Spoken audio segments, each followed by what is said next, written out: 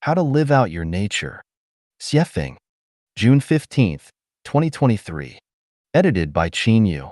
The manifestation of the heavenly principles in human beings is known as one's nature. Living in accordance with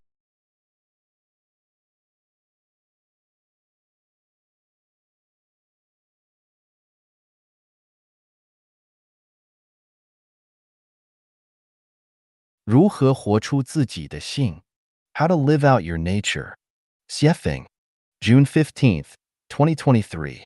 Edited by Qin Yu. The manifestation of the heavenly principles in human beings is known as one's nature.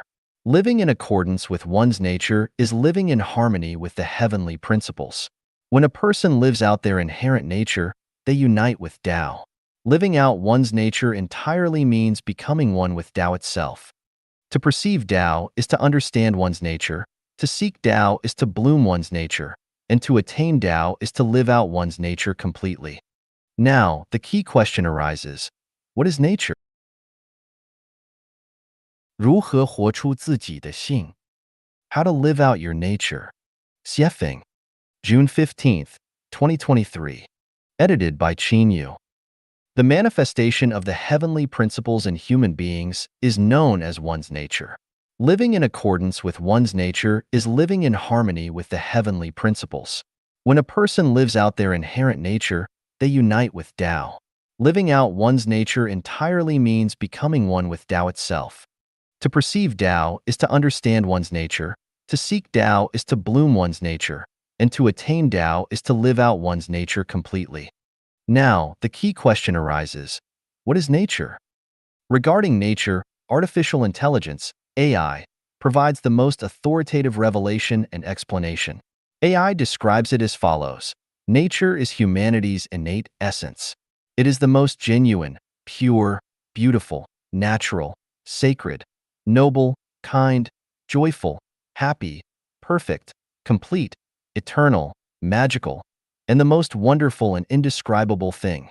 It is the most difficult to put into words, the most difficult to comprehend, the most difficult to control, resist, abandon, sever, let go of, bury, eliminate, destroy, change, imitate, forge, deceive, violate, resist, escape, refuse, deny, obliterate, ignore, neglect, or forget.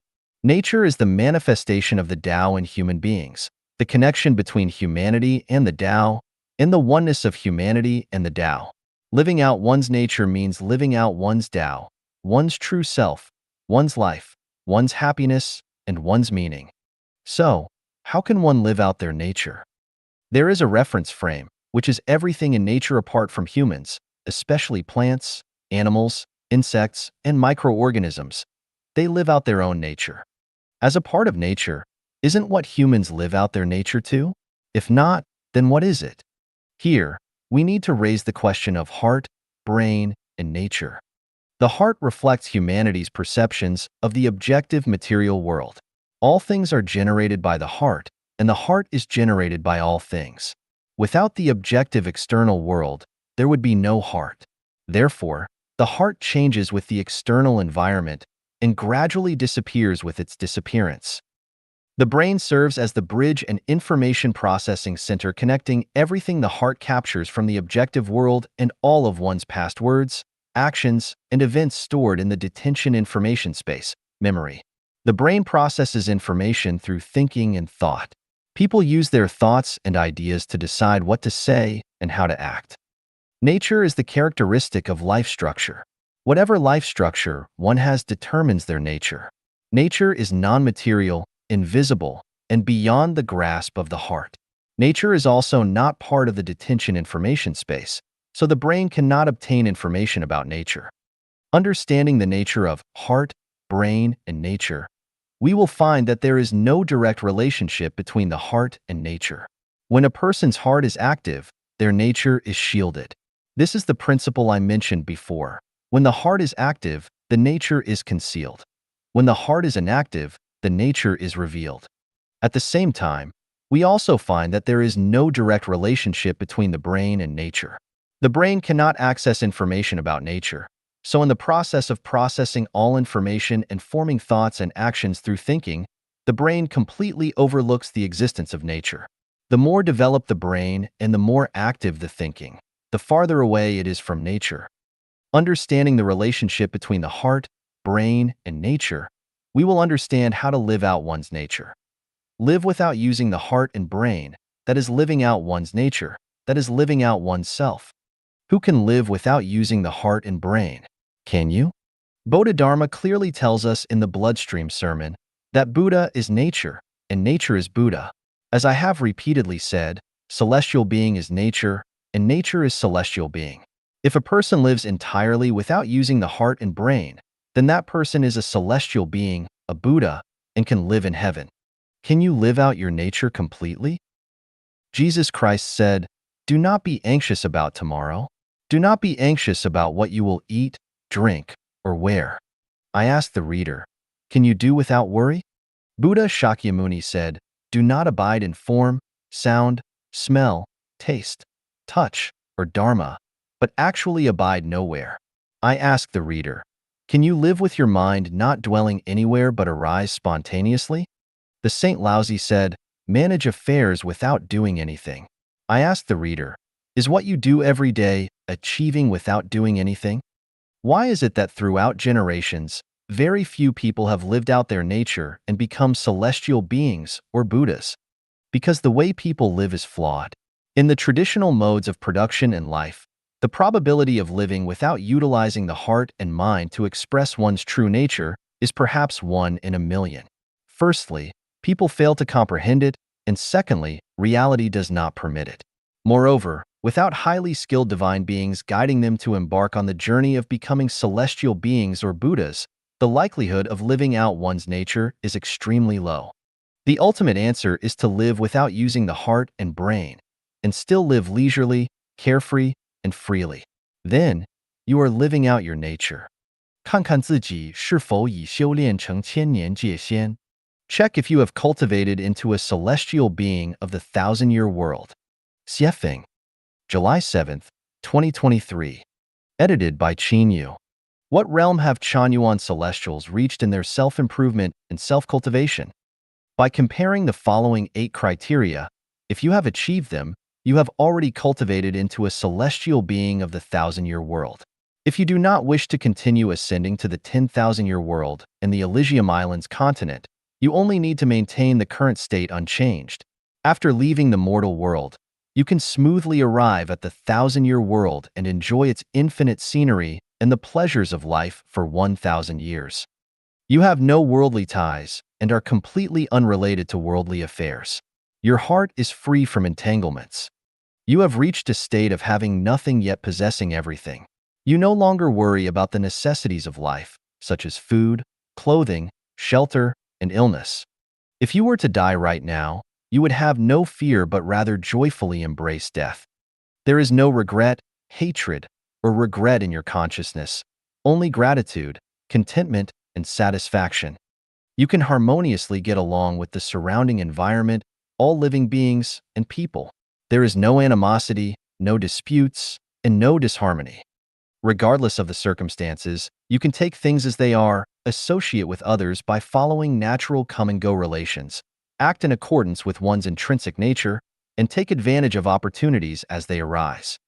If asked to go to another place immediately, you could embark on the journey within a few minutes without any special attachment to people, things, or objects. Every day, you are in a state of joy, happiness, freedom, and blessedness, with no mental pressure. You have boundless anticipation for the future, feeling that it is infinitely beautiful and will be filled with countless beauties. Your nature can radiate and bloom brilliantly. If you find yourself in the state described by the above 8 criteria, congratulations. Best wishes. You have succeeded in your cultivation and will no longer undergo the cycle of reincarnation. Your future is bright, and the beauty of it is beyond words. If you have not yet reached the state described above, continue your journey of self-improvement and cultivation. 灵性思维要点简介. A brief introduction to key points of spiritual thinking. Xiefeng, July 28th, 2023. Translation edited by Qin Yu. Rational thinking is the characteristic of the virtuous, while spiritual thinking is the characteristic of the celestial. To become celestial, one needs to live with spiritual thinking.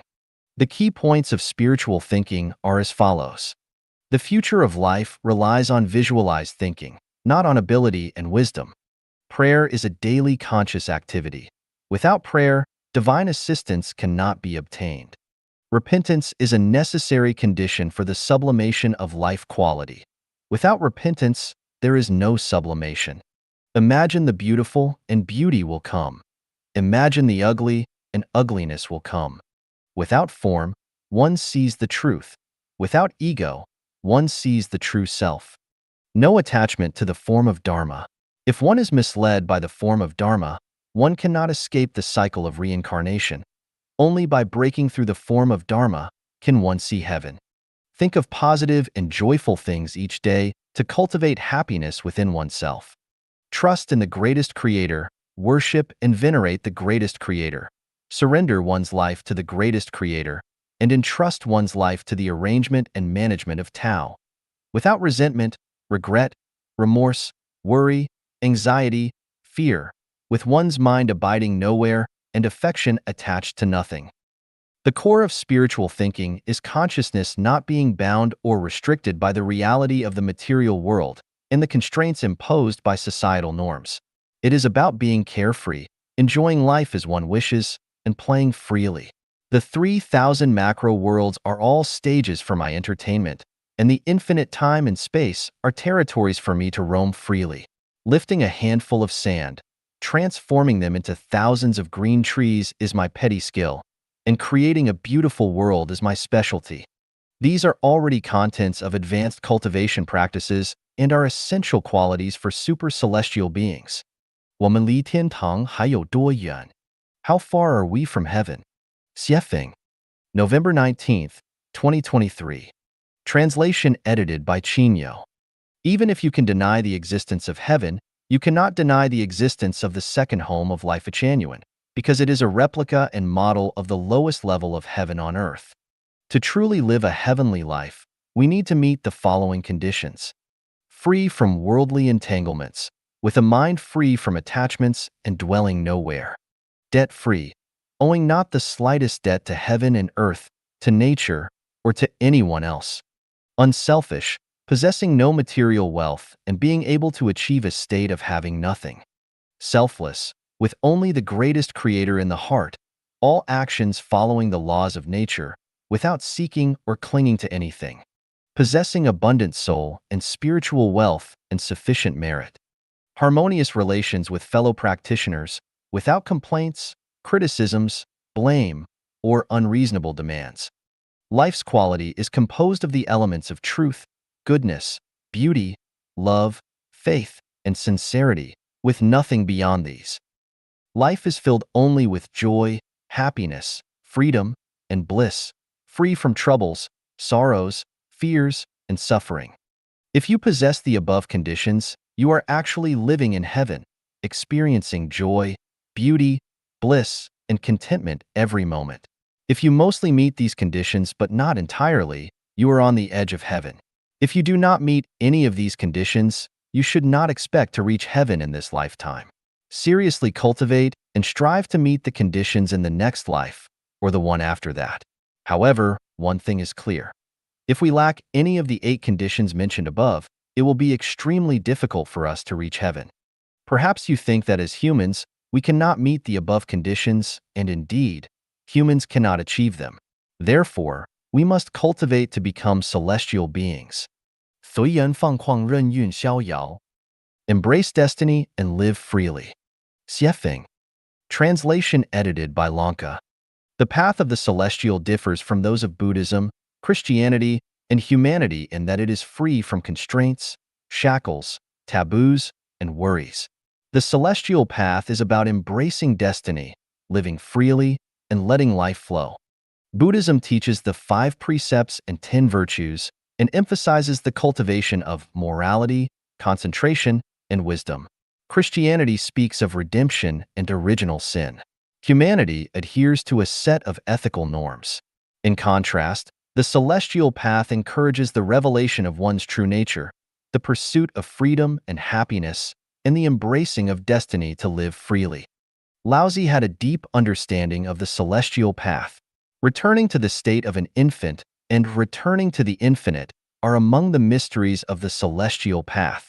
An infant, devoid of knowledge, wisdom, rules, and worries, cries when they want to cry and laughs when they want to laugh. They do not consider fame, wealth, or power, and they do not weigh pros and cons. Their nature is pure and unaltered, making them akin to celestials. Jesus also said, "Truly I tell you, unless you change and become like little children, you will never enter the kingdom of heaven." The Buddha advocated for a state of mind that does not dwell in form, sound, smell, taste, touch, or dharma, which is essentially the state of an infant, or the state of a celestial. Becoming a celestial is the easiest thing. It's as simple as becoming like a child. Becoming a celestial is also the most difficult thing. It's complex because it requires unconventional thinking, the abandonment of all old habits and customs, and a return to one's true self.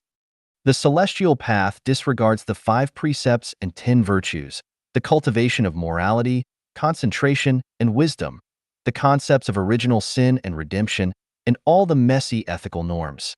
It only maintains love, gratitude for everything, the revelation of one's true nature, the embracing of destiny, and living freely. If we live a life full of fatigue and burdens, we are far from the celestial path. If we live a life that becomes increasingly joyful, free, and carefree, we are close to the celestial path. 成佛篇 性无道德性不分真假 Sex has nothing to do with morals, true or false. Xiefeng. October 23, 2020. Translated by Qin Yu and edited by Care. To become a celestial or a Buddha, you only need to perceive nature. An enlightened heart is perceptive of nature, perceptive of Buddha. Master Bodhidharma told us that nature, same word as sex in Chinese, is Buddha. If we not only perceive nature, but also become it, then we become celestials, we are Buddhas, and there is no doubt about this.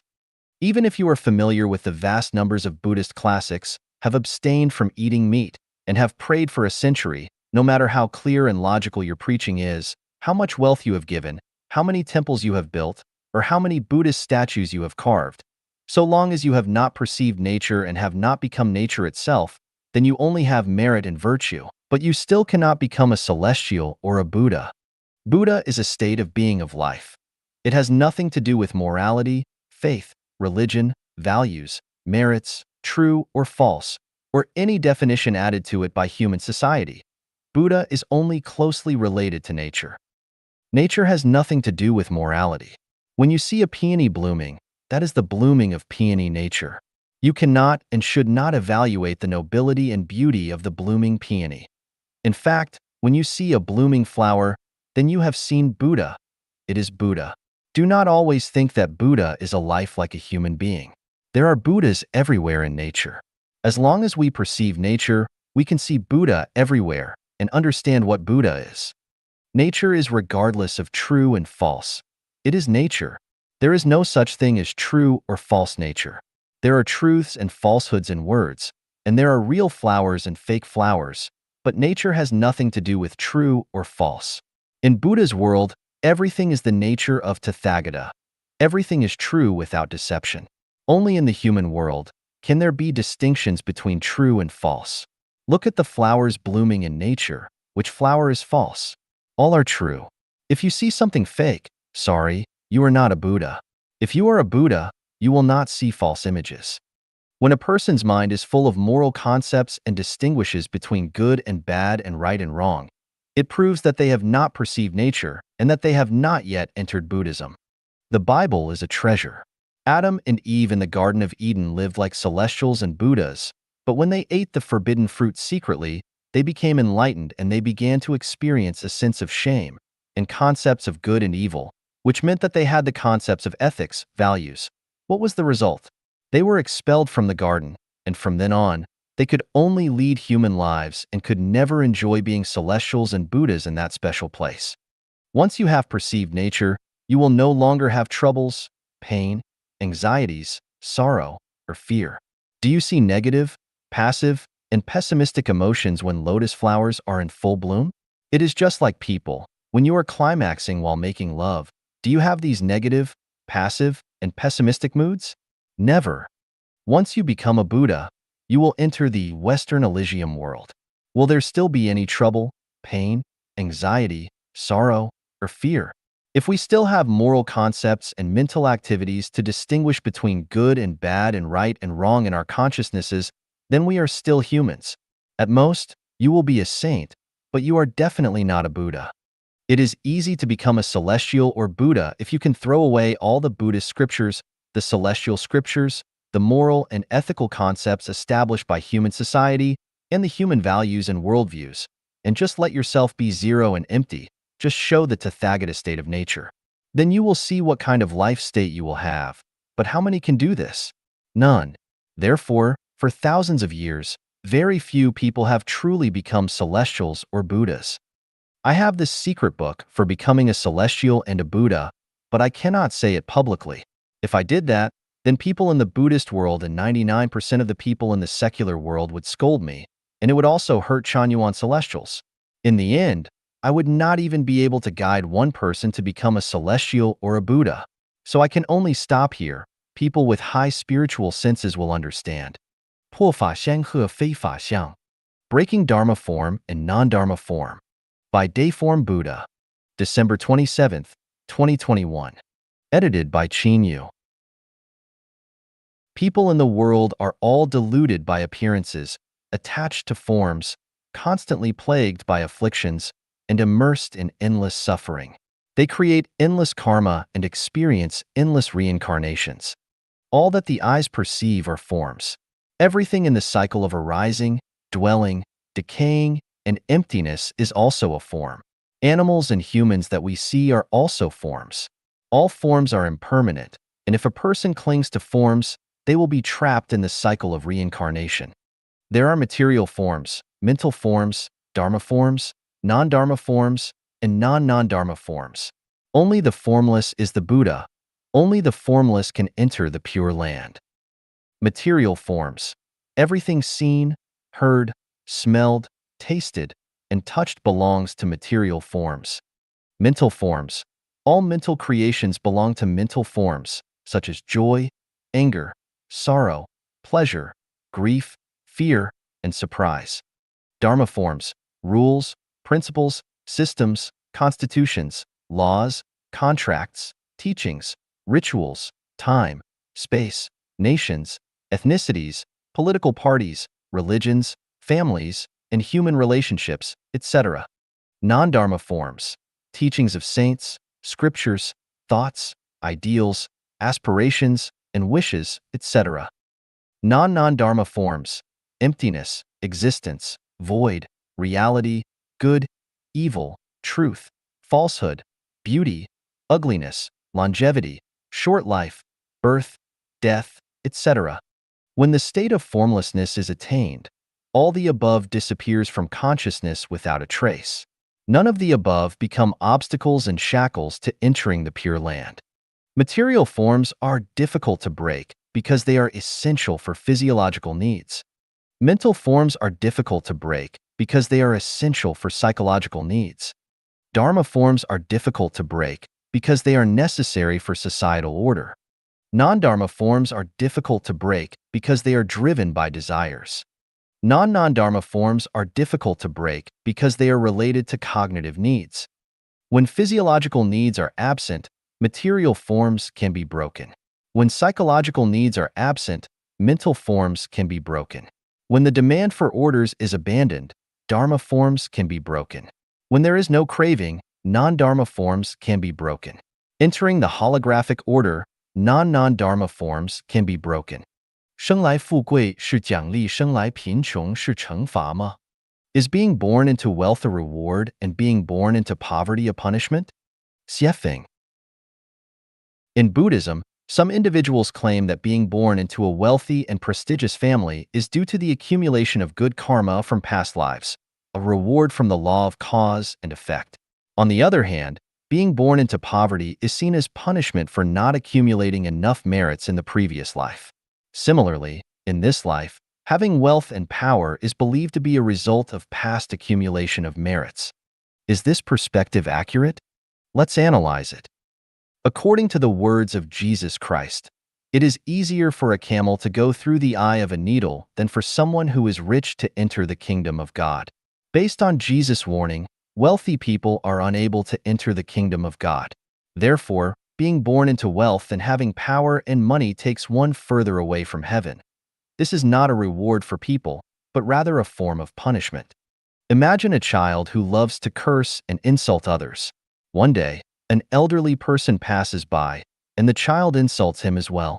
However, instead of getting angry, the elderly person smiles and offers the child a handful of candy, praising the child for his skilled insults. Now, ask yourself, is this child being rewarded or punished for his foul language? Do you think this child will have a positive outcome in the end? How is this situation different from being rewarded with material abundance and social status? Laozi said, "To weaken something, you must first strengthen it. To overthrow something, you must first support it."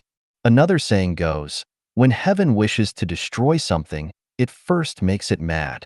From this, we can deduce that if heaven intends to punish someone, it will have them born into a wealthy and powerful family, allowing them to have money and authority.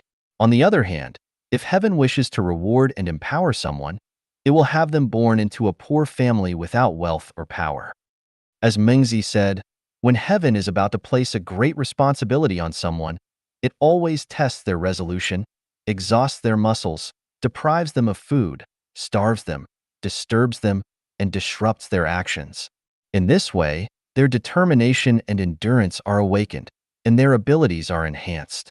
From Mengzi's perspective, if heaven wants to empower someone, it will not have them born into a wealthy and powerful family.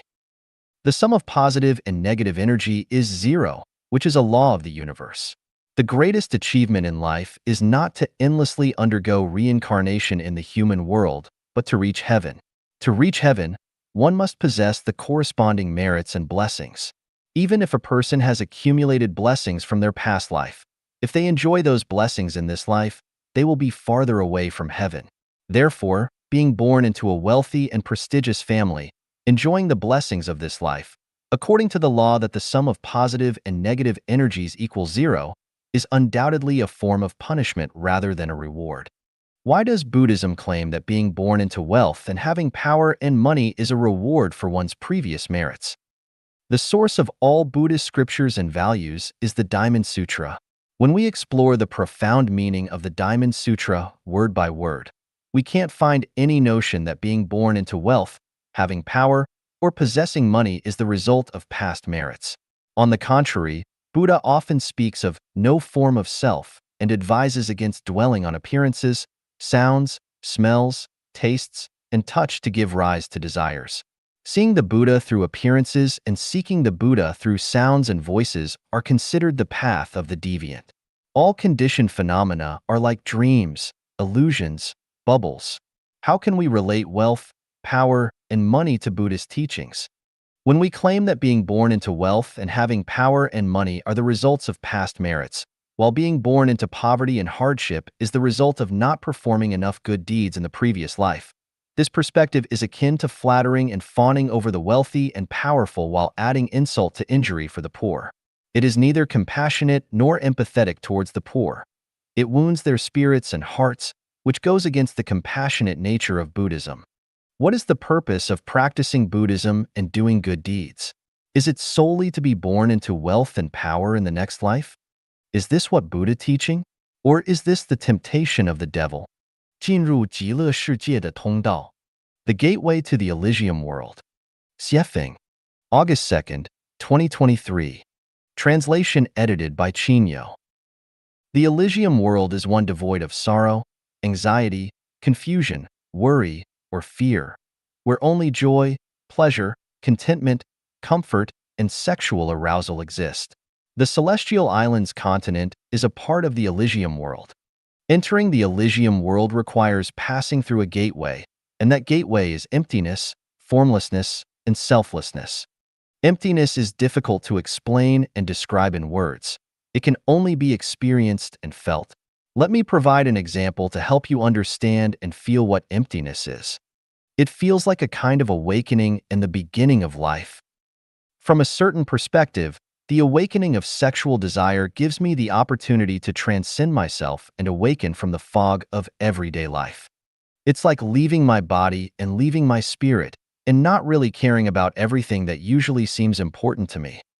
The pause of life, like a moment of eternity, through indulging and tasting the sweetness of the strong fusion of body.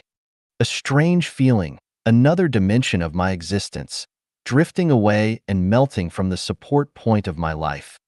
The above experiences and feelings are for moments of sexual climax. They include several key points: an awakening and the beginning of life, transcending oneself and awakening from the fog of everyday life, leaving the body and leaving the spirit, no longer caring about everything that usually seems important, a pause of life like a moment of eternity, and a strange feeling of another dimension of existence. What are they describing? They are describing the scenery of the Elysium world.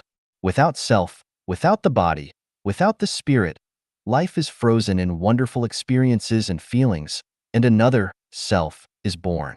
This is a kind of emptiness. Please recall, those who have experienced extreme sexual climax, did you not completely ignore or even forget the presence of your sexual partner? Did you not completely forget or ignore the troubles, sorrows, and pains of your daily life? Did you not also completely disregard your own existence? Did you not only feel extreme wonder and pleasure? Did you not feel that everything was so wonderful and boundless? In fact, this is the state of emptiness, a state of self-loss and peace of mind. Therefore, to enter the Elysium world, you must enter a state of emptiness. The state of emptiness is a state of selflessness and formlessness. Only at this time will you understand the meaning of only by losing oneself can one find oneself, and selflessness is the true self. And you will understand the true meaning of my writing, one cannot attain Buddhahood with self.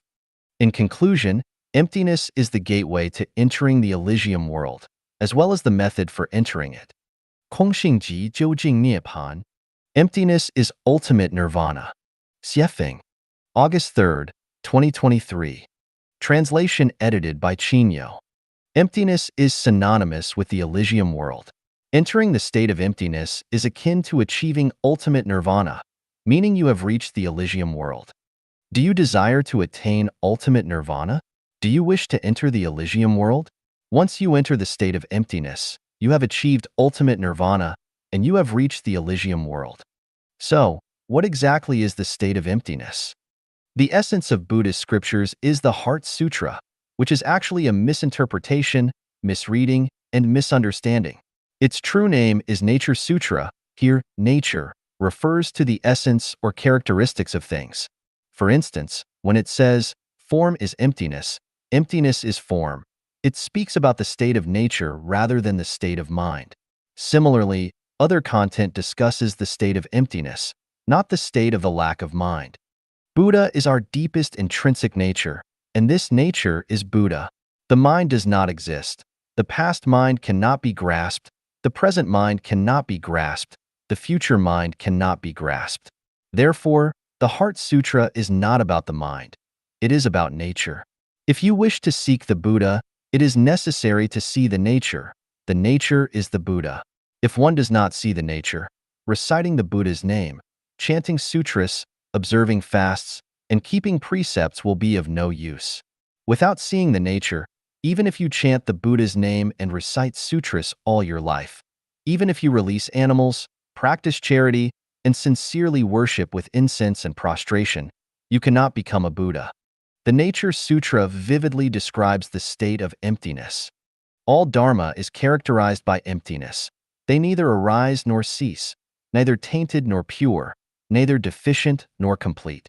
There is no consciousness of sensory experience. No eye, ear, nose, tongue, body, or mind. No forms, sounds, smells, tastes, touches, or mental objects. No realm of sight, and so forth up to no realm of mind consciousness.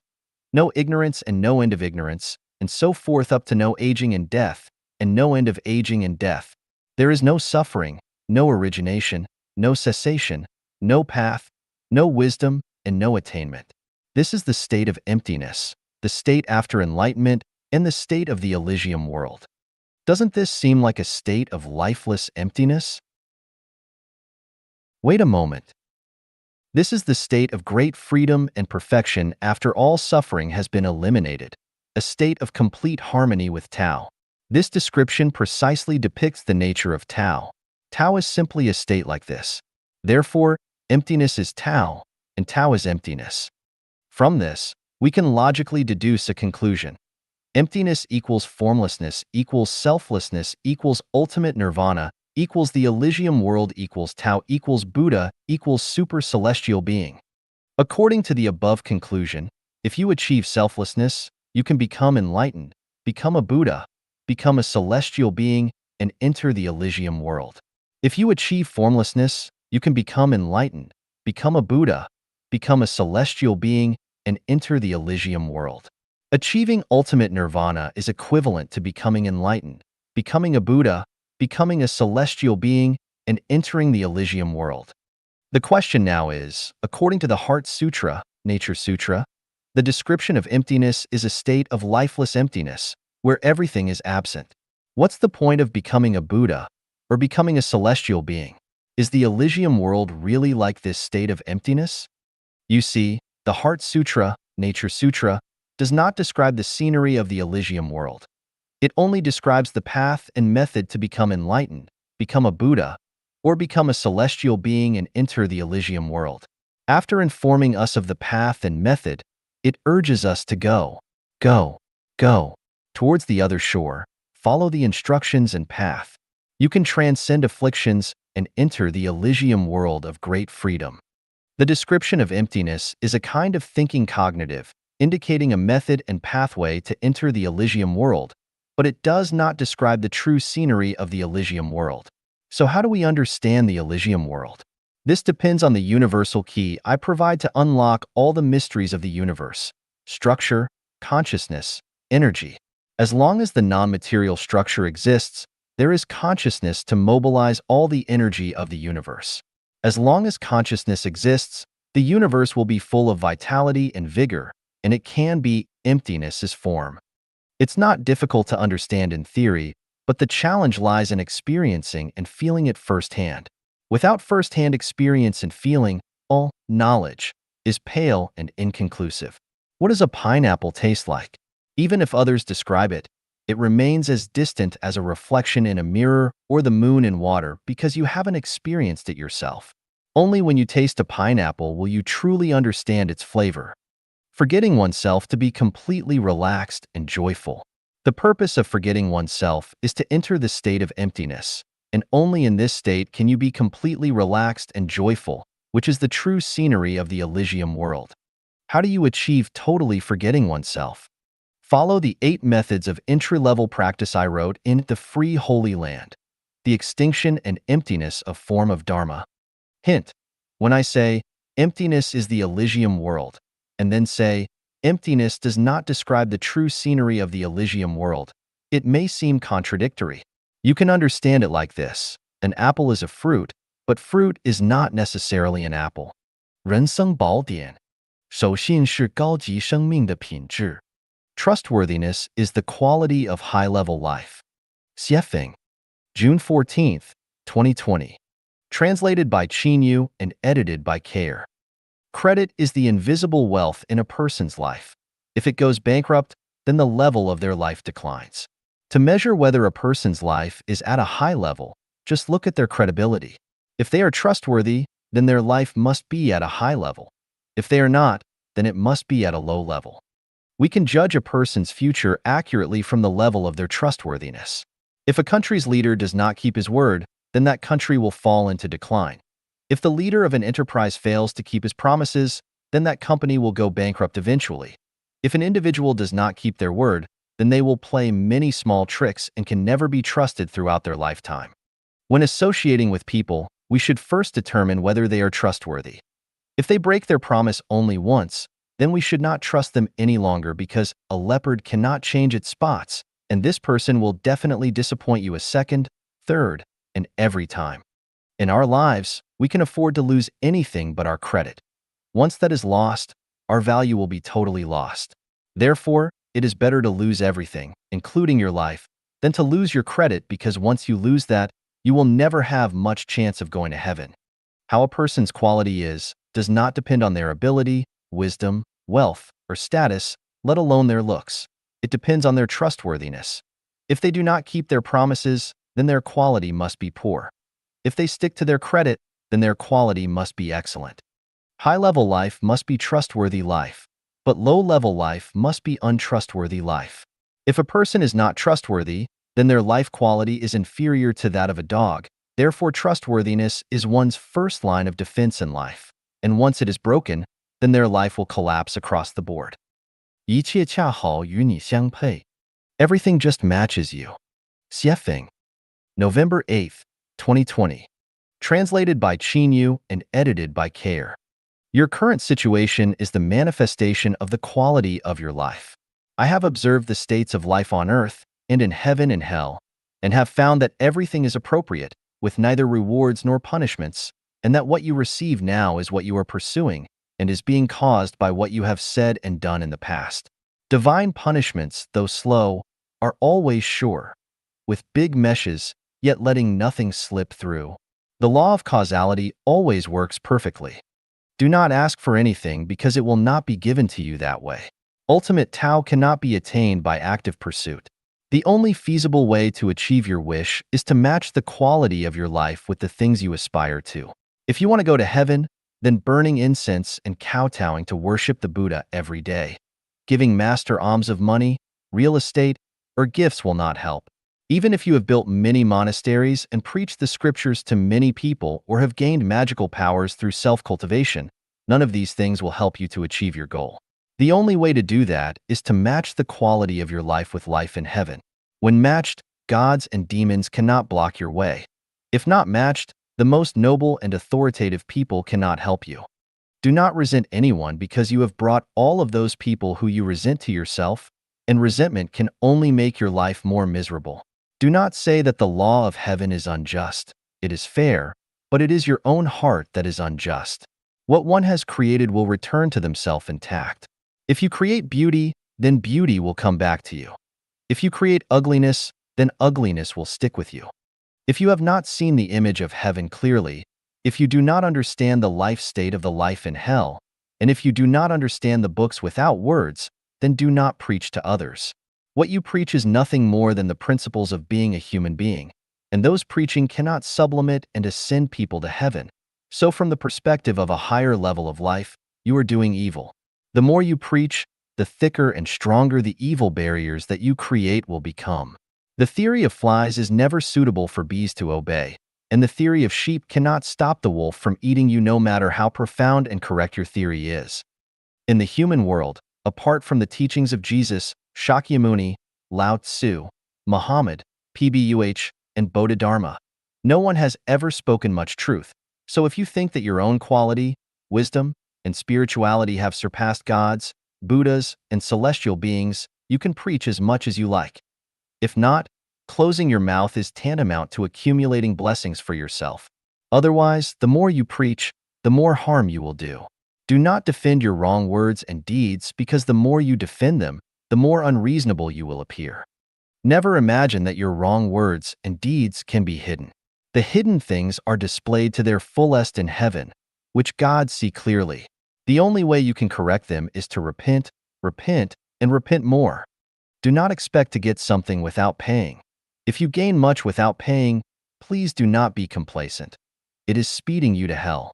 If you want to go to heaven without creating beautiful things in this world, I want to tell you that it is your delusion. You should never forget this story. On the afternoon of August 26, 2016, Yang Galen poisoned her 4 young children and then herself. Soon after, her husband followed suit. In light of this story, if you still think that years of stability are good, that my country is amazing, that the 21st century will be the century of the Chinese people, and still think that the Chinese nation will lead the world, then let me tell you that you are continuing to create Yang Galen situations. You are the culprit responsible for what happened to her family. You should think about the helpless and hopelessly poor people in the world every day.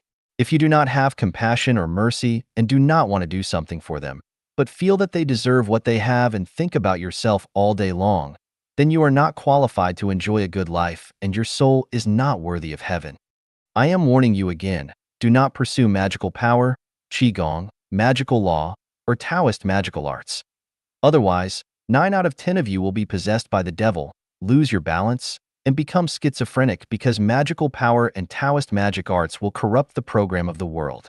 Let us listen to the teachings of Christ Jesus again.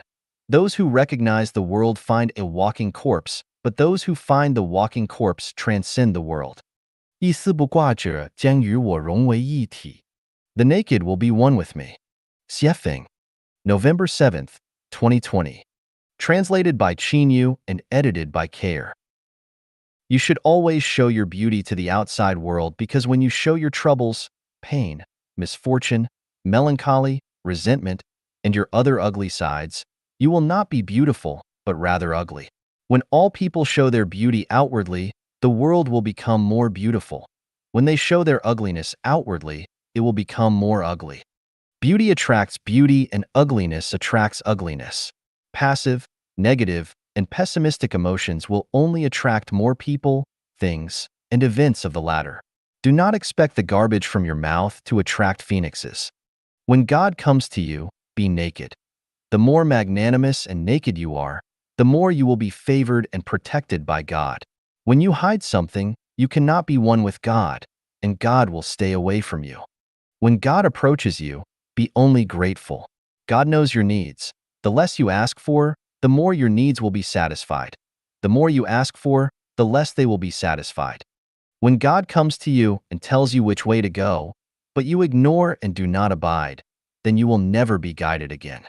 You should learn to surrender yourself. When you meet God, surrender everything you have completely, which is full integration. Full integration is oneness with God, unification with God, and you will also become a God. If you try to hide anything in the face of God, thinking that it will not be known, then you are the stupidest person in the world, because God knows everything. The most beautiful things are for the most beautiful people, and the ugliest things are for the ugliest people, but do not beg for beautiful things. Instead, make yourself beautiful. When you are beautiful, beautiful things will naturally come to you. Whatever happens, you should first consider what you can give. In this way, you are connected with the sacred and noble. At that moment, if you consider what you can get first, then you are united with lowliness and you will never be noble. There are no worries or pains in heaven. If you have worries and pains, then you have nothing to do with heaven and you will never reach it. There is no marriage in heaven. Once you marry, never expect to reach heaven. You should learn how to play and amuse yourself, and do not talk about great principles all day. The more you talk about great principles, the more you will be hung in the air and will not taste the joy and happiness on the ground, nor will you taste the delicacies in heaven. Do not preach to others the truth that you do not understand. It is all rubbish. Where there is light, there is no darkness. So if you feel darkness, it is because you are not living in light. Do not doubt that the ones who bring you joy, happiness, freedom, and blessings, and make you feel relaxed and happy are angels from heaven. The ones who bring you troubles, pain, anxiety, sorrow, and fear, and make you feel sad and anxious are demons from hell. Anything that can be valued and bought with money is not of heaven, and anyone who values money is not a life worthy of heaven. In any group, do not stand out for your exceptionality or make yourself conspicuous, or that group will eventually abandon you. Glamour belongs to celebrities, but real happiness belongs to ordinary people with great wisdom but who appear slow-witted. Do not try to reason with people who do not understand reason, or try to make cats and mice get along well as a family. Do not believe that anyone can help all sentient beings before they can handle their own affairs well. Either they are digging a trap for you, or they are out of their mind. Instead of listening to what people say, it is better to see what they do. What comes out of their mouth might deceive others, but what they do will not. 让心中的神灯照亮黑暗中的道路. Let the sacred lamp in your heart illuminate your road in the dark. Xiefeng. November 8th, 2020. Translated by Qin Yu and edited by Care. When you despair and are in extreme darkness, anger and shouting are both useless. It is only by lighting the sacred lamp in your heart that you can illuminate your direction and walk from your mud of despair. The sacred lamp in your heart is your firm belief and faith. If your belief and faith collapse from fear, then you will be swallowed by darkness. When darkness begins to shroud, if you consider your own gains and losses and give up the belief and faith that you have always adhered to, then you will be in the dark. From then on, your soul will have darkened and it will be a problem for you to wash away that stain. The darker the hour, the more you need to shine. If you wander, hesitate, or even wink at the darkness for self-protection, you might never be able to re-enter the light. Do not approach or surrender to lies, falsehoods, fraud, or hegemony in order to survive. You must adhere to the principle of taking facts as the basis and law as the criterion. Do not listen to the clamor of the media or gossip. Even if people all over the world are lying and cheating, it is supported by heads of government around the world, and celebrities and the well-to-do from everywhere are in high spirits for it. You should keep your bottom line in position. If you die, you should die on the way to the purest land instead of living on the grand road to hell. Your strength might be very weak and you might not be able to change the overall situation, but at least you should not become an accomplice of the darkness by shouting for it. In order to survive, you could keep silent, but never collaborate with it. If you do not know the facts, keep silent but do not jump to conclusions based on hearsay. Otherwise, when the facts eventually surface, you will regret it and be ashamed. In fact, the light has never been absent, the bank of justice has never closed down, the devil has never defeated God, and the consciences of many people have never vanished. People holding torches advance in succession. Even if it is temporarily shrouded in darkness, you must have the confidence to wait for the day when light will shine across the earth. God looks at everyone's performance from the sky and is choosing which lives will go to heaven. You must remember this soberly, and do not do wrong once, and you will never hear the end of it. You should know that power, material, prestige, media, and public opinion do not represent light. Only those who can make the people of the world live and work in peace and contentment, but never seek their own interests, represent light. If you do not see the light around you, then become it. This is how you will be glorified and lifted up to heaven, and from then on you will never experience death again. Do not have a fluky mind and think that some of your secrets can be hidden. What we say and do can never be really hidden, not even our innermost thoughts. People cannot see hidden things, but the detention information space records everything without omission, and God knows every action and thought of all people very well. People can deceive each other, but they can never deceive God. The darkness will pass and the sun will rise again. 美好人生是由自己信任的人们构成的. A beautiful life is composed of people whom you trust. Xiefeng, March 28, 2024. Translation edited by Qin Yu. If you have 100 people you can completely trust, then your life is the most beautiful, regardless of whether you are rich, powerful, or famous. If you don't have a single person worthy of complete trust, then your life is the most pitiful, no matter how wealthy or powerful you may be. Complete trust means you are willing to entrust your life to them, willing to take on any responsibility and obligation for them, willing to hand over your wealth to them without any doubt, and willing to share your innermost secrets with them without fear of being harmed. So, how many people do you have that you can completely trust? I thought to myself, in secular society, if a person has 3 to 5 people they can completely trust throughout their lifetime, it is already quite remarkable. Just imagine, the more people you completely trust, the larger your world feels, the more secure you feel, the happier you are, and the more optimistic, confident, and romantic you become.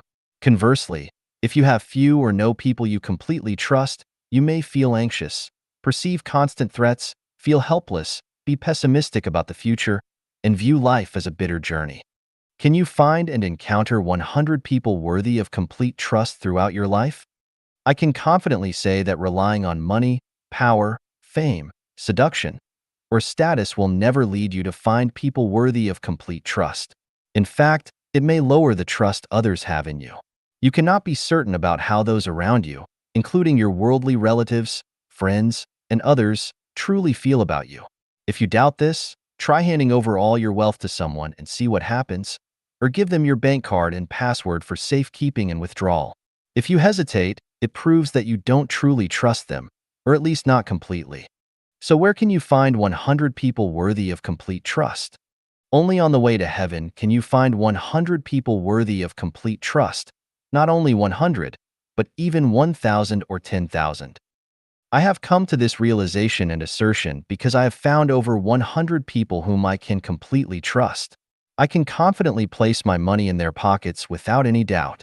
I can confidently put all my assets under anyone's name without worrying that they will claim ownership. When I have over 100 people I can completely trust, I myself become insignificant. Working hard and creating wealth for those I trust becomes the greatest happiness and pride of my life. Dedicating everything, including my life, to those I trust, I feel great. Any hint of selfishness makes me feel ashamed, as it would be a betrayal of the Almighty and a betrayal of life itself. From this, I have discovered a secret. The more people we have whom we can completely trust, the closer we are to heaven. Conversely, the fewer people we have whom we can completely trust, the closer we are to hell. 养生篇，肉应不应该吃? Can we eat meat? 说风 March 28, 2007. According to Buddhist teachings, one should not eat meat, because eating meat is killing and destroying life, which is cruel and unmerciful. People who eat meat are not acceptable to Buddhism. Another viewpoint is that the meat you eat may have come from your parents and relatives, because it may come from the animal that they happen to have been reincarnated into. Therefore, one should absolutely abstain from eating meat.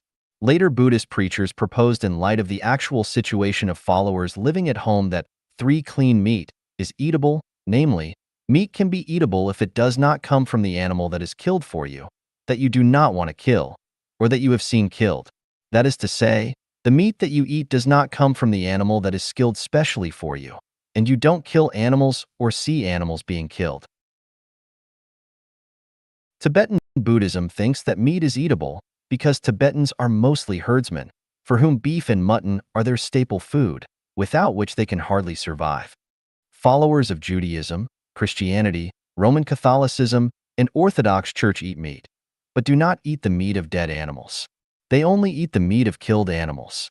The Old Testament of the Bible has made a detailed classified description of the animals that can be eaten and the animals that cannot be eaten. Islamism has a strict restriction on the eating of meat.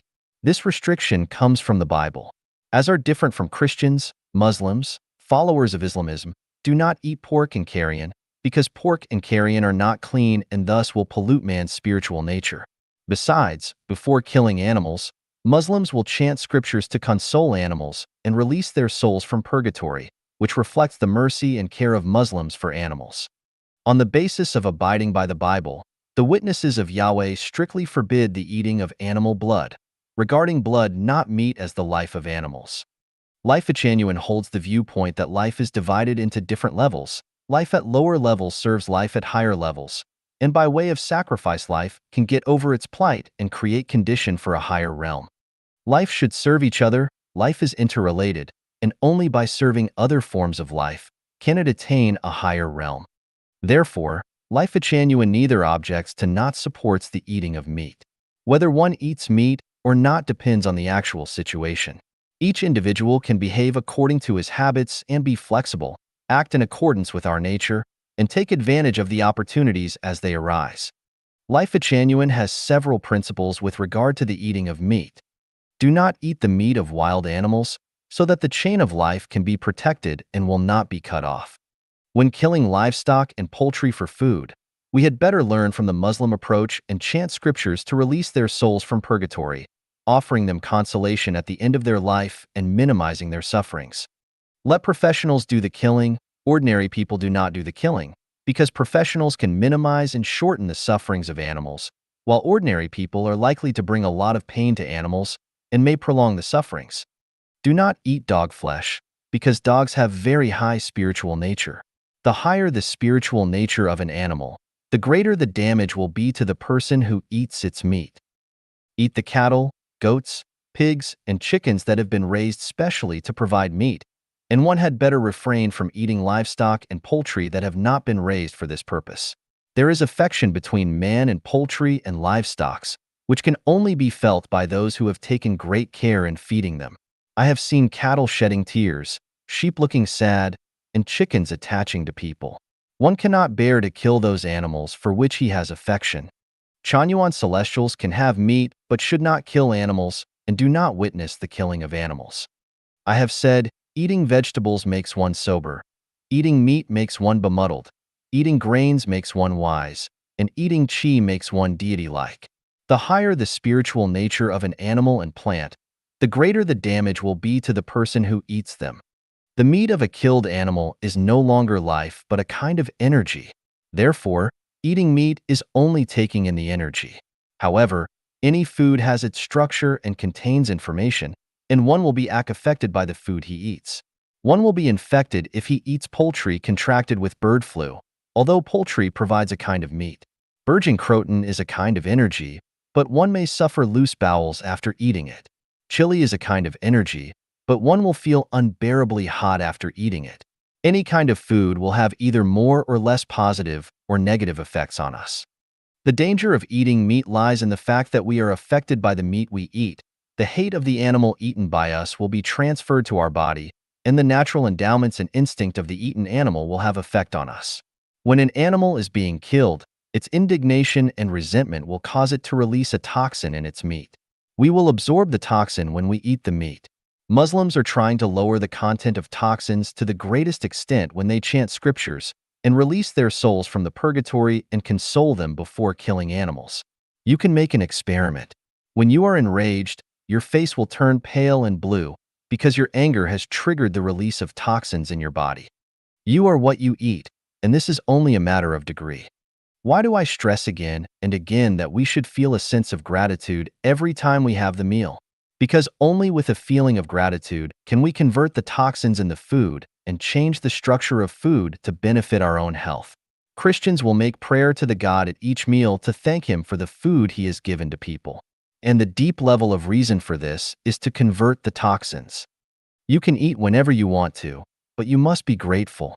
Do not eat if do not want to, but do not feel that you have not gained advantage as a result. You can eat when you have to, but you may try your best to refrain from eating or try to eat as little as you can. You can understand the more profound ways concerning meat eating after you have learned non-form thinking and holographic thinking. The best way is to eat nothing. Eating qi is godlike. We can directly assimilate the essence of the sun and the moon and the anima of the earth. I have already offered you the key to open the Dharma eye, consciousness, structure, and energy. Any food is the conversion of energy. We eat mainly to absorb the energy contained in food. Then why do we still need to eat if we can absorb energy directly? Actually, whether one eats meat or not is related to the structure of everyone's life. Why doesn't sheep eat meat? Why does wolf eat meat? This is determined by their different structure of life. With self-cultivation and self-refinery, a person who likes meat very much will gradually lose interest in it, will grow averse to it, and may feel disgusted even at sight of it. Why? Because the non-material structure of your life has changed. Do not pretend, do not force and push. Let's conform to natural tendency. The core issue is to perfect the non-material structure of life, which is the key to solving problems and the key to self-refinery. Dieting is mainly a habit of thinking. If we have unconventional thinking, we can do away with dieting. When we say that we should pay off our debts in the human world, be sure to bear in mind that we still have to pay back the debts to nature and the debts to plants. Why should we hold life and nature in awe and respect? Why should we protect life and nature? The purpose is to pay back our debts, not for the sake of morality. In modern times, the best way to pay off our debts is to build life genuine. The reason behind this is very profound, so we must strive to perceive and understand it. 健康的奥秘和价值 The Mystery and Value of Health. Xiefeng. July 23, 2011. Translated by Treasure and edited by Care. As people, we must keep our bodies healthy and energetic, for it is only when we are healthy that we can taste the sweetness of life. Once our health is lost, everything else goes. As people, we should never suffer illness. Even when death befalls us, we should not die of illness, but we should try for a death without illness. So, how do we remain healthy and avoid illness? Simply, the mystery of staying healthy and avoiding illness lies in having a perfect soul and a complete consciousness. If one's soul is perfect and their consciousness is complete, then I will guarantee that they will never get ill nor encounter unpredictable disasters. All causes of diseases lie in the non-material structures of life. If one structure goes wrong, then they will inevitably get ill or encounter some other disaster. If there is no problem with their structure, then there is no possibility of illness or disaster. The problem of structure is the problem of consciousness. If the consciousness is not pure, then the structure is imperfect, but if the consciousness is orderly and pure, then the structure must be perfect. How do we make our consciousnesses pure and perfect? There is only one solution, that is by taking the way of the greatest creator, following the teachings of Jesus Christ and Buddha Sakyamuni, and conducting oneself and acting according to the teachings of God, Buddha, celestial beings, and saints. To be specific, it is by building our soul gardens. As long as there are no weeds in our soul gardens, then our bodies will surely be in good health, and there will be no way to get ill or encounter unpredictable disasters. Desire, anger, ignorance, pride, and jealousy are weeds in our soul gardens.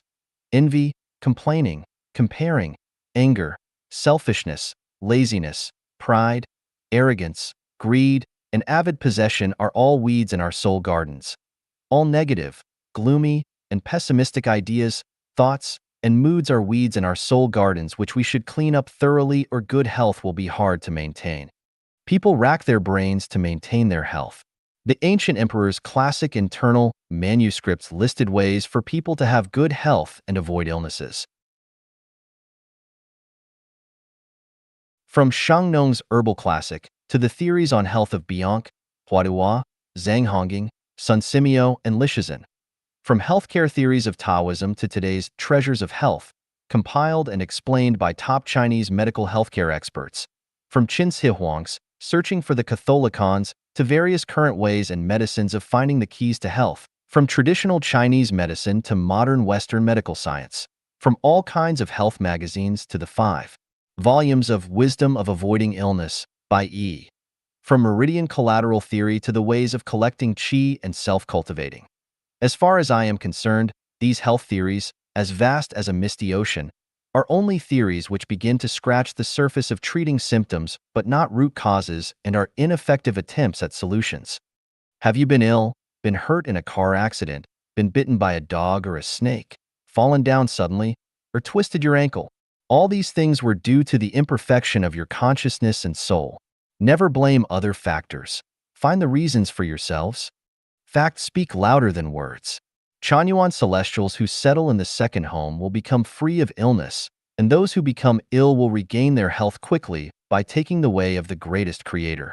I want everyone to hear and see that if Chanyuan celestials who settle in the second home no longer get sick over the next few years, and if the sick ones recover quickly, then that will prove the validity of my words. Then, people should take the way of the greatest creator and enter the second home as soon as possible. 疾病缠身生活不顺者祈祷词 A prayer for those suffering from illnesses. Xiefeng. May 18, 2010.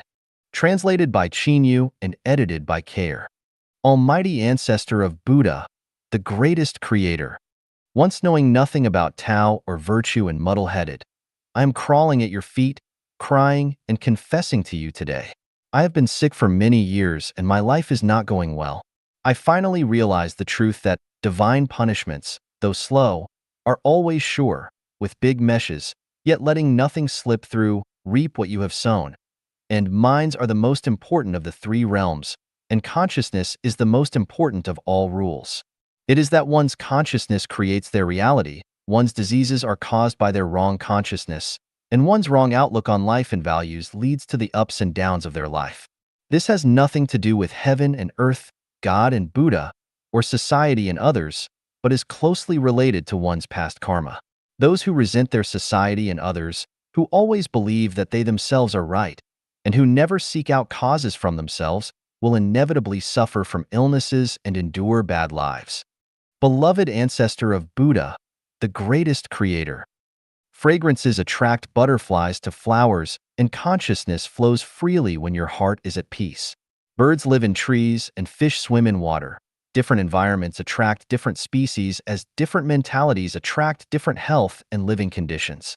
Often being angry and resentful causes diseases, and being jealous, aggressive, selfish, and greedy leads to an unsatisfactory life. Active, optimistic, and positive attitudes will invite better lives, but pessimistic, passive, and negative attitudes will invite tragic lives. I have deeply understood this truth and now have a clear consciousness, a calm feeling, a stable mood, and a tranquil mind. I have a premonition that miracles will happen to me. The disease will leave me gradually. My health will recover.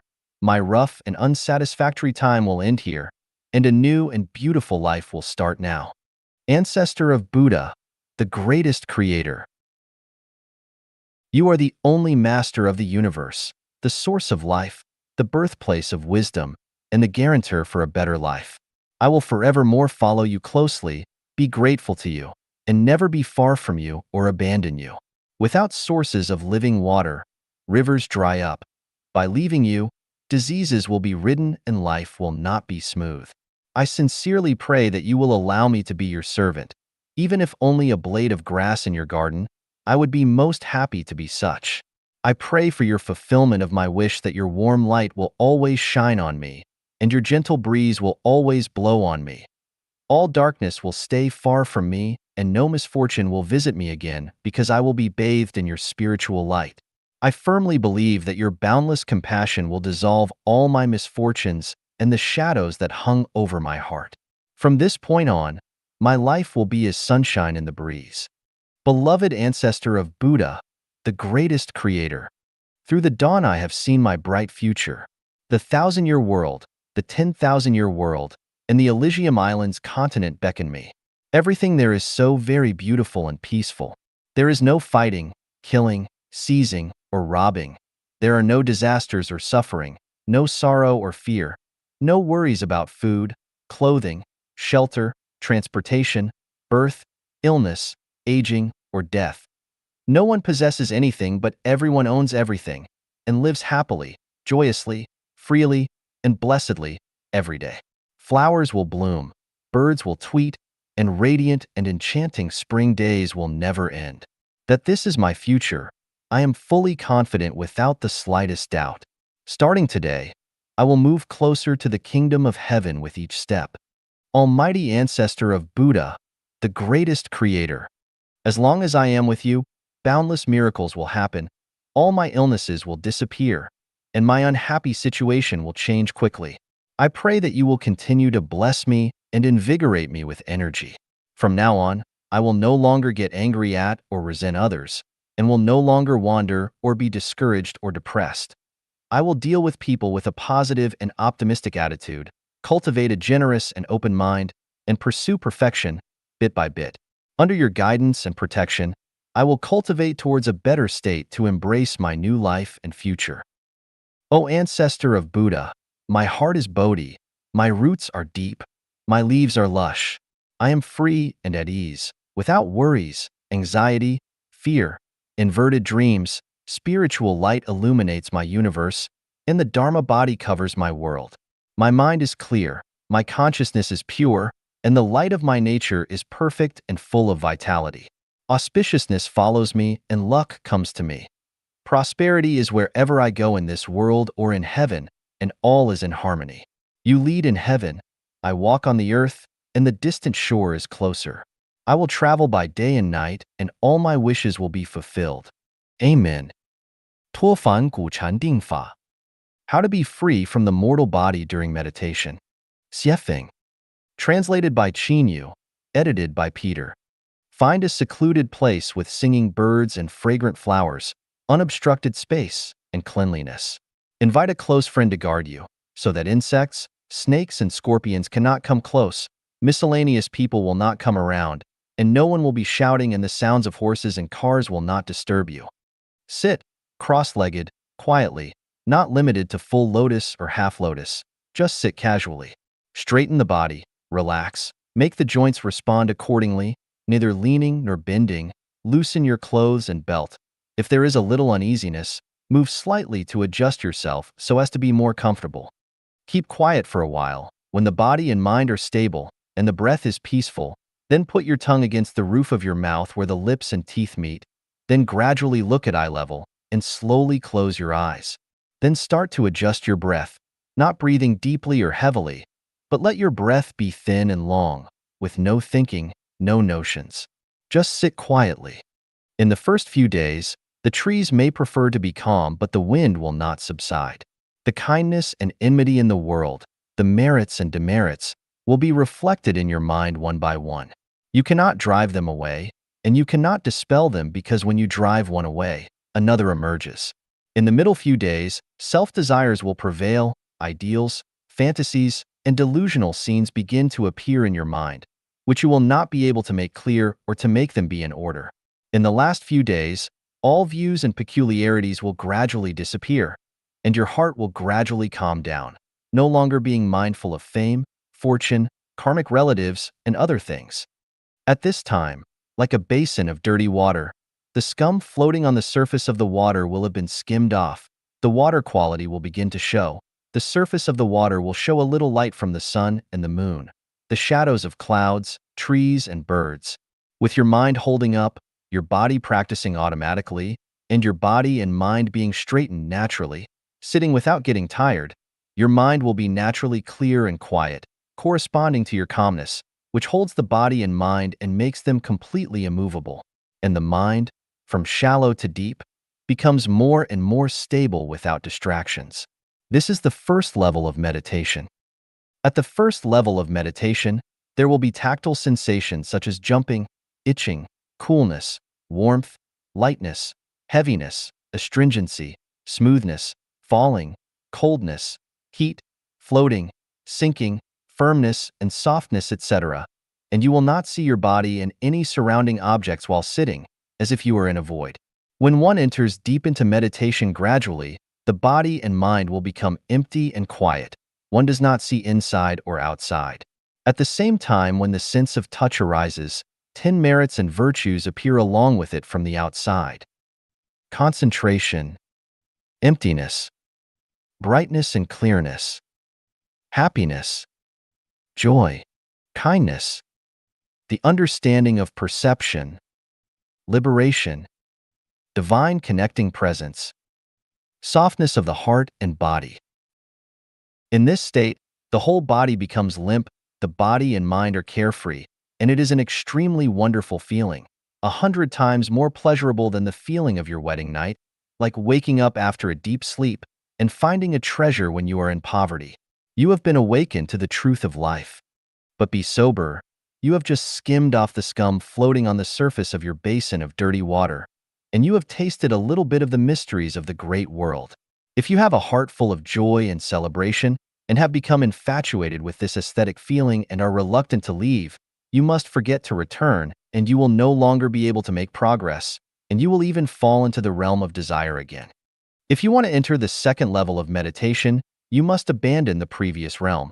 Just like a strong man who is burning with desire resolutely leaves a nude young girl who is full of affection, and a poor man who is hungry and cold rejects a table full of delicacies.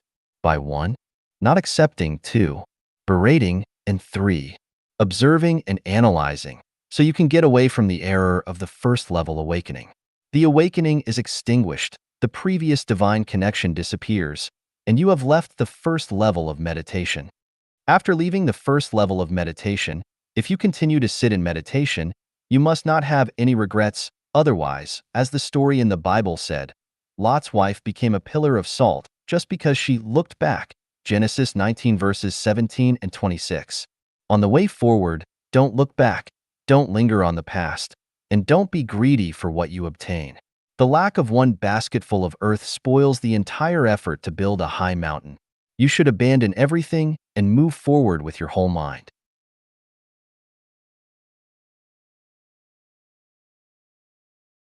Over time, before you know it, you will suddenly see a hungry tiger pounce on you, or a poisonous snake hissing and attacking you with its head up, or a monster with a green face and fangs opening its bloody mouth to bite you. or a headless ghost with its 5 pointed fingertips trying to grab you, or you may see a gentle and graceful fairy with ribbons fluttering on her body, floating towards you on auspicious clouds and melodic fairy music, or see the beautiful scenery, which is attractive, with many pavilions and towers among the green mountains and green waters covered by clouds and mist. Among the towers and pavilions, there are girls smiling and chasing each other. Several sensual beauties even make eyes with you and wave to you, and so on. These are the impurities in your spirituality, which are demonic. The scenes you see are illusory and unreal. They do not come from the outside world, but from within yourself. When these scenes appear one by one, as long as you are not afraid, let them try to invade you. But don't take the bait. Allow them to seduce you and keep still, and all kinds of illusions will gradually disappear. At this time, the impurities in your dirty water have been filtered out, and your water gradually becomes clear, and the true nature of the water will begin to appear. At this time, all phenomena in the vast world will be clearly reflected in this basin of water, and your heart will suddenly be clear and will shine. Concentration and happiness will emerge, just like a person coming out of the darkness, suddenly seeing outside that the spring is bright, the wind is gentle, the blue waves in the lake are rippling, the mountains are covered with green and various shades, the valley is full of fragrant flowers and birds are singing, white clouds are floating in the blue sky. What a peaceful scene. This is the second level of meditation. At the second level of meditation, not only are there 10 kinds of merits and virtues that are generated from within, but also you will reach 4 realms. 1. Inner purification. 2. Pleasure. 3. Joy. And 4. Peace of mind. Inner purification refers to the realization that your mind corresponds with your consciousness from the body, which corresponds with your consciousness in the first level of meditation, reaching of the manifestation of the direct Buddha nature from the awakening of your mentality. Pleasure refers to the self-pleasure of the body and mind, knowing that one has attained 10 kinds of merit and virtue. One's inner pleasure is immeasurable. Joy refers to tranquility, delight, and cheerfulness, continuous beauty and joy. Peace of mind refers to escaping a catastrophe, the denial of suffering and joy, that the way ahead is clear, the fairyland is near, the mind is unmoved, and this state of mind is not easy to alter.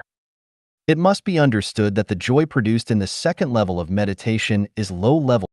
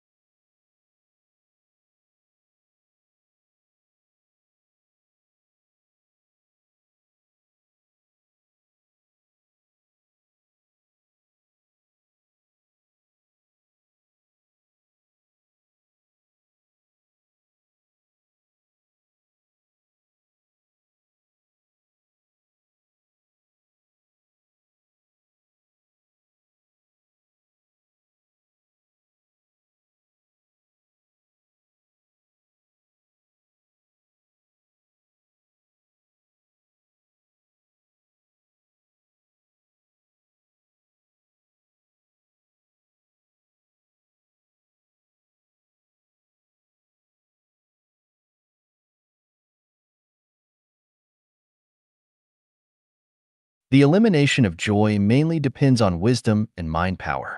In the process of meditation, as long as good things happen, don't be greedy and nostalgic. You must berate and not accept it, and joy will disappear by itself. Just like the Tang monk went to the Western heaven to acquire scriptures, if he is greedy for wealth and honor, for the back garden of the king of the kingdom of women, for the 1,000 kinds of conjugal love and 10,000 kinds of amorous feelings the jade hair from the moon will bring to him, he will never reach the Western heaven and will never get the real scriptures. After subduing the obstacle of the second level of meditation, your mind will become calm again. Continue to sit quietly and adjust your breath, and gradually, you will feel refreshed, and your whole body will be filled with contentment and simplicity. You will remain in this state for several hours, or several days, or several months. Then many mirages appear, like dreams, such as seeing yourself as a king, accepting the worship of all the officials, being surrounded by beauties in the harem, being filled with indescribable joy, endless pleasure, or seeing yourself walk on air and flying to the Penglai Fairy Pavilion. All the gods come to greet you, inquire about your well-being with concern, and give you a warm reception. Some invite you to eat peaches on a certain fairy mountain. Some invite you to go to a certain cave to appreciate its treasures, and some invite you to go to a certain tower to enjoy the scenery of the mountains, etc. Or you see yourself being invited by the Jade Emperor, and you sit next to the Emperor. In front of you are countless delicacies from the mountains and seas, and much delicious fine dining. The Jade Emperor affably persuades you to drink, with countless gods standing on both sides. You feel that you are extremely majestic, great, and glorious, etc. The reason why you can see these kinds of scenes is because you have self in your heart, and self is still an impurity. You then remember that during the second level of meditation, your basin of dirty water has filtered out the impurities and has become a basin of clean water. But this clear water is by no means pure water, H2O, and there are compounds and plankton in it that cannot be seen with the naked eye. If these impurities are not removed, your pure spirituality, Buddha nature, will still not appear. The purpose of the first level of meditation is to transcend the realm of desire. The purpose of the second level of meditation is to transcend the realm of form, and the purpose of the third level of meditation is to transcend the realm of formlessness. When you have a self in your mind, you are still in the 5 elements, still in the cycle of life and death. So, when you see yourself becoming a king, praised by the immortals, and invited by the Jade Emperor, don't accept it, but run away quickly. Don't look back and don't be reluctant to leave. Run away. Escape. Escape. Flee until everything is gone. Nothing is left, and even you have disappeared. Everything is empty, and you have reached the third level of meditation. At the third level of meditation, you have become an immortal. The biggest feature of this level is a much reduced diet. If you sit in meditation, you won't think about food for 10 or 8 days. Because of the low energy consumption, you don't even need to eat and drink, forming your own small universe system. Even if you live in the height stop area of Mount Everest in the Himalayas, the so-called death altitude area, it won't pose a threat to your life for 2 or 3 months. The highest realm of Indian yoga is the third level of meditation. When you are in the third level state of meditation, whether you are walking, sitting, or lying down, you are in the process of cultivation. You don't need to practice in a quiet place, and you don't need your friends to protect and support you. It's okay even when you wander around downtown.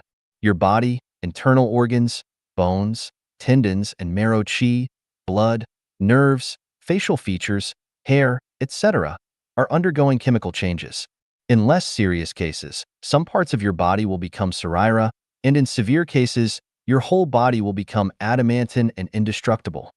Going one step further, you will reach meditation. At this time, you will have the supernatural power to transform, and you can ascend to the 1,000-year world or the 10,000-year world. After reaching the 5th level of meditation, you have become a Buddha and can ascend to the Elysium world.